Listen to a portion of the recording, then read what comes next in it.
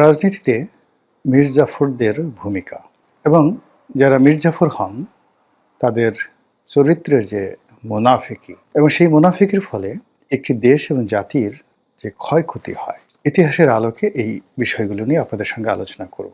কোনো ব্যক্তি বা কোনো সময় কিংবা কোনো গোষ্ঠীকে কেন্দ্র করে আমার এই বক্তব্য না, কারোর সঙ্গে যদি মিলে যায় এটা নিতান্তই কাকতালীয়। এবং কেউ যদি ব্যক্তিগতভাবে আমার এই বক্তব্য দ্বারা অপমানিত বোধ করেন, সেটি তার একান্ত ব্যক্তিগত বিষয়। প্রথমে বলে নিই, ইতিহাসের যে মীর জাফর, বাংলা বিহার উড়িষ্যার ইতিহাসে এই চরিত্রটিকে যদি আপনি চিত্রণ করেন, মানে কি ধরনের মানুষ সাধারণত মীর জাফর হয়। মীর জাফর সবসময় খুব কাছের লোক হয়। আপনি যাকে ঠকাবেন বা যে ঠকবে, যে পরাজিত হবে, যে অপমানিত হবে, যে লাঞ্ছিত হবে, তার খুব ঘনিষ্ঠ রাজনীতির খুব ঘনিষ্ঠ লোক কিন্তু তার সাথে মীর জাফরগিরি করবে, বাইরের কোনো লোক না। এটা হলো তার প্রথম বৈশিষ্ট্য। নবাব সিরাজউদ্দৌলার প্রধান সেনাপতি মীর জাফর আলী খান তার খুব নিকট আত্মীয় ছিলেন এবং তার নানা আলীবর্দী খানের জমানা থেকে তিনি বৈবাহিক সূত্রে, রক্ত সম্পর্কে এবং প্রশাসনিক কর্মকাণ্ডে বাংলা, বিহার, উড়িষ্যার যে রাজদরবার, এই দরবারের একজন অত্যন্ত ঘনিষ্ঠ লোক ছিলেন। তার যতটা না যোগ্যতা ছিল, তার চাইতেও তাকে ওভার রেটিং করা হতো এবং তিনি সেটা জানতেন কি করে ওভার রেটিং করতে হয়। ঘুষ, দুর্নীতি, অনিয়ম এই জিনিসগুলো চমৎকারভাবে কাজে লাগিয়ে তিনি নিজেকে বাংলা, বিহার, উড়িষ্যার রাজনীতির একটি অপরিহার্য গুরুত্বপূর্ণ ব্যক্তি তৈরি করে ফেলেছিলেন নবাব আলীবর্দী খানের জমানার একেবারে প্রথম দিন থেকে। কাজেই একটা সময়ে যখন তিনি এই রাষ্ট্রের বিরুদ্ধে অবস্থান নিলেন এবং এই রাষ্ট্রটিকে ইংরেজদের হাতে তুলে দেওয়ার ব্যাপারে সিদ্ধান্ত নিলেন, তখন ব্যক্তি নবাব সিরাজউদ্দৌলার প্রতি যতটা না তার ক্ষোভ, ক্রোধ ছিল, তার চাইতে বেশি ছিল তার ব্যক্তিগত দুর্বলতা, ব্যক্তিগত লোভ, লালসা।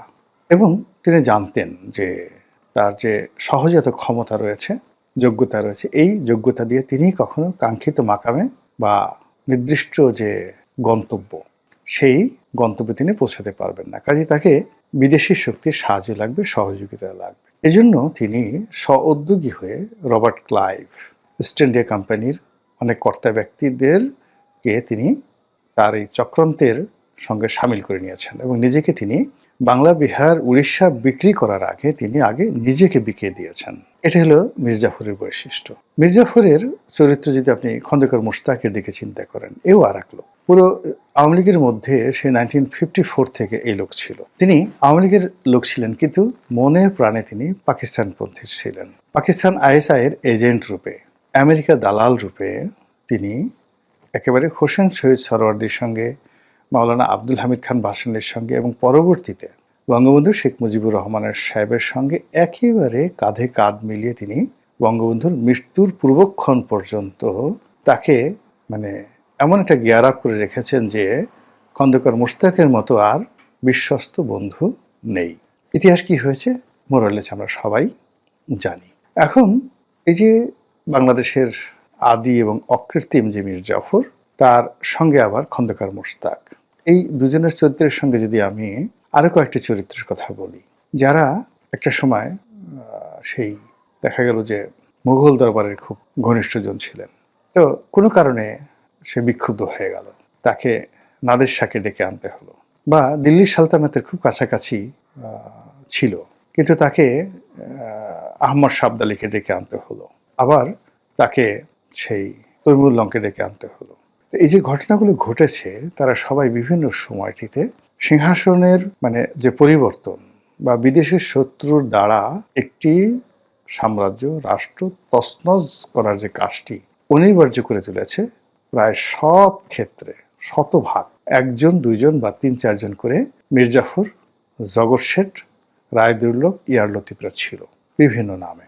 এবং এটা অতীতে যেভাবে ছিল, এখন ঠিক এই সময়টিতেও আপনি দেখবেন পৃথিবীর সব দেশে আছে। আমরা আল কায়েদার কথা বলি, আমরা IS এর কথা বলি, বা পৃথিবীর অন্য যে সকল সংগঠন নিয়ে পশ্চিমারা মানে খুব বিষোদ্গার করে, এই প্রতিটি সংগঠনের মধ্যেই একাধিক যাকে বলে তৈরি হওয়ার পেছনে মীর জাফর আছে, আর এই সংগঠনগুলো শেষ করার পেছনেও মীর জাফর আছে। আমাদের দেশের অনেকগুলো বিপ্লবীদেরকে যারা ধরিয়ে দিয়েছে, আপনি চিন্তা করুন, মাস্টারদা সূর্য সেনকে কারা ধরিয়ে দিয়েছে? তার একান্ত কাছের লোক যারা ছিল তারাই তাকে ধরিয়ে দিয়েছে, চে গুয়েভারাকে কে ধরিয়ে দিয়েছে, তার অত্যন্ত কাছের মানুষ ধরিয়ে দিয়েছে। তো এই যে ইতিহাসের যে মীর জাফর, সেই মীর জাফরদের দ্বারা একটি দেশ যেভাবে ক্ষতি হয়, মানে হাজার হাজার শত শত ইবলিস মিলেও সেই দেশের ক্ষতি করতে পারে না। দেশি মীর জাফর মানে অন্য মানে মীর জাফর শব্দটি কেন ব্যবহার করা হয় এখানে?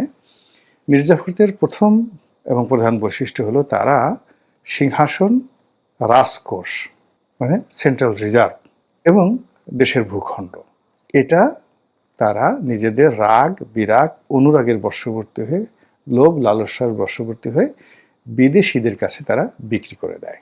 ফলে এই যে মীর জাফরদের কারণে সারা দুনিয়াতে লক্ষ লক্ষ মা বোন ইজ্জত হারায়, লক্ষ লক্ষ পুরুষ সেই জীবন দেয়, অনেকে যুদ্ধবন্দী হিসেবে বা দাস রূপে বিক্রি হয়ে যায়, দেশের সহায় সম্পত্তি সব লুটপাট হয়ে যায়, তছনছ হয়ে যায়।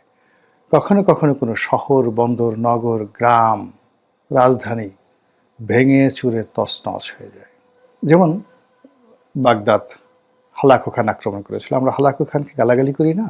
আপনারা অবাক হয়ে যাবেন যে বাদশাহ বা খলিফা মুনতাসিম বিল্লাহ শেষ যে খলিফা ছিলেন, তো সেই মুনতাসিম বিল্লাহর যিনি উজিরে আজম প্রধানমন্ত্রী, তো তিনি ছিলেন মূলত শিয়াপন্থী আর খলিফা ছিলেন সুন্নিপন্থী। তো এটা নিয়ে তাদের মধ্যে একটা দ্বন্দ্ব সংঘাত ছিল এবং সেই সংঘাতের প্রেক্ষিতে সেই তার প্রধানমন্ত্রী হালাকু খানকে সেই বাগদাদ আক্রমণ করার জন্য প্রলুব্ধ করেন। মুসলমানদের আরেকটি খুব পাওয়ারফুল রাষ্ট্র ছিল খাওয়ারেজম। চেঙ্গিস খান এই খায়রুজম ডাইনেস্টিটিকে এমনভাবে মাটির সঙ্গে, মানে জালালউদ্দিন শাহ, তার ছেলে বীর মোহাম্মদ শাহ, জালালউদ্দিন শাহ, তার পিতা হল মোহাম্মদ শাহ। তো এই যে Khwarezm dynasty one of the biggest dynasty, যেটা মানে পুরো পারস্য একসময় তাদের আন্ডারে ছিল, মধ্যপ্রাচ্য তাদের আন্ডারে ছিল এবং রাশিয়ার একটা বিরাট অংশ, মানে আজকে যে সোভিয়েত ইউনিয়নের একটা বিরাট অংশ এই ডাইনেস্টি ছিল এবং চীন সহ উইঘুর সহ এই সকল এলাকা এই সাম্রাজ্যের অধীন ছিল। এবং এই সাম্রাজ্যটির যে আয়তন আকৃতি, মুসলমানরা এত বড় সাম্রাজ্য খুব অল্প কয়েকজন প্রতিষ্ঠা করতে পেরেছেন। তো সেই সাম্রাজ্যের রাজধানী ছিল গুরগাঁও। বলা হয় যে গুরগাঁও পৃথিবীর এত সুরক্ষিত রাজধানী ছিল যে মধ্যযুগে, প্রাচীন যুগে এবং এখনো পর্যন্ত অতটা ওয়েল প্রোটেক্টেড কোনো নগরী মানে তৈরি করা হয়নি। এমনকি কনস্টান্টিনোপলের যে প্রতিরক্ষা ব্যুহ, তার চেয়েও ওই গুরগাঁওয়ের প্রতিরক্ষা ব্যুহ ছিল অনেক বেশি। কিন্তু এইরকম একজন মীর জাফরের কবলে পড়ে পুরো সাম্রাজ্যটা তছনছ হয়ে যায় এবং চেঙ্গিস খান সেই গুরগাঁওকে এমনভাবে ধ্বংস করে দেয় যে গত কয়েক শত বছর ধরে পৃথিবীর যত আর্কিওলজিস্ট রয়েছেন তারা প্রাণান্ত চেষ্টা করে গুরগাঁওটা যে কোন জায়গাটাতে সেটা খুঁজে বের করতে পারছে না। আবার সেই কার্থেজ, আপনারা জানেন যে প্রাচীন দুনিয়াতে সবচেয়ে সমৃদ্ধশালী নগরাষ্ট্র ছিল কার্থেজ। একদিকে কার্থেজ, অন্যদিকে রোমান সাম্রাজ্য। তো এই যে কার্থেজ নগরী, যেখান থেকে বিখ্যাত বীর হানিবল বার্কা তার উদ্ভব হয়েছিল। হানিবল বার্কার বাবা ছিলেন হামিলকার বার্কা। তো এই কার্থেজ নগরীটিকেও রোমানরা আক্রমণ করে, মানে 4টা যুদ্ধ হয়েছিল, চতুর্থ এটা পিউনিকের যুদ্ধ হিসেবে পরিচিত। এবং সর্বশেষ এই হানিবল বার্কাকে মানে রাজ্যচ্যুত, সাম্রাজ্যচ্যুত এবং আরও মানে যাকে বলা হয় তার জীবনকে তছনছ করে দিয়েছিল এক মীর জাফর। এবং সেই মীর জাফরের ফলে কি হলো, সেই কার্থেজ নগরী এমনভাবে রোমানরা মাটির সঙ্গে মিশিয়ে দিল যে বহু শত বছর ধরে সেই কার্থেজ নগরীটার কোনো নামগন্ধ, একটা ইট বালু খুঁজে পাওয়া যায়নি। তো এই কথা বললাম যে যখনই কোনো একটা রাষ্ট্রে মীর জাফরের উদ্ভব হয় তখন কম করে হলেও 50 বছরের বা 100 বছরের, কম করে মিনিমাম 50 বছরের একটা দাসত্ব একটা জাতির ভাগ্যে জুটে যায়। একটা মীর জাফর, আপনি দেখেন বাংলা, বিহার, উড়িষ্যার মীর জাফরের কারণে আমাদের 200 বছর পুরো ভারতবর্ষকে ব্রিটিশ গোলামিতে থাকতে হয়েছে। এইভাবে ইতিহাসের যে জায়গাগুলো মানে এরকম মীর জাফর মানে দখল করেছে, মীর জাফর উদ্ভব হয়েছে এবং মীর জাফররা যখন বিদেশিদের কাছে তার স্বজাতিকে বন্ধক রেখেছে, বিক্রি করে দিয়েছে এবং যে দাসত্বের শৃঙ্খলে দেড় জাতিকে আবদ্ধ করেছে, ওখান থেকে বের হতে মিনিমাম 50 বছর আর সর্বোচ্চ কখনো কখনো 1000 বছরও লেগে যায়। এখনো এই পৃথিবীতে অনেক এরকম মির্জাফর, এই যে দেখুন আজকের যে প্যালেস্টাইনকে নিয়ে আমরা বলি, এখানে একজন মির্জাফর, শরীফ হুসাইন মক্কার গভর্নর ছিলেন। মক্কার গভর্নর ছিলেন। এখন এই যে জর্ডানের বাদশাহ আবদুল্লাহ, আবদুল্লাহর পরদাদা, আবদুল্লাহর বাবা বাদশাহ হোসেন, বাদশাহ হোসেনের দাদা শরীফ হুসাইন, এই প্রথম মহাযুদ্ধে অটোম্যানদের সাথে মির্জাফরগিরি করলো, করে লরেন্স অফ অ্যারাবিয়ার মাধ্যমে ব্রিটিশদেরকে এই মধ্যপ্রাচ্যে নিয়ে গেল। অটোমান সাম্রাজ্যের পতন হলো এবং পুরো মধ্যপ্রাচ্যকে ওই প্রথম মহাযুদ্ধের পরে যেভাবে সে লিজ দিয়ে গেছে, এখন পর্যন্ত সিরিয়া, সৌদি আরব, কুয়েত, কাতার থেকে পুরো মধ্যপ্রাচ্য পশ্চিমাদের সেই শৃঙ্খল থেকে এখনো বের হতে পারছে না। আমরা 1757 সালে মির্জাফরের কবলে পড়েছিলাম। আগামীতে যেন আল্লাহ রাব্বুল আলামিন আমাদেরকে এমন দুর্ভাগ্যের কবলে না পড়েন যে নতুন কোনো মির্জাফরের কারণে যেন আমাদেরকে আবার শত শত বছর শৃঙ্খলার বা শৃঙ্খলার অভাবে শৃঙ্খলে যেন আমরা দাসত্ব বরণ না করি। আল্লাহ আমাদের সেই তৌফিক দান করুন।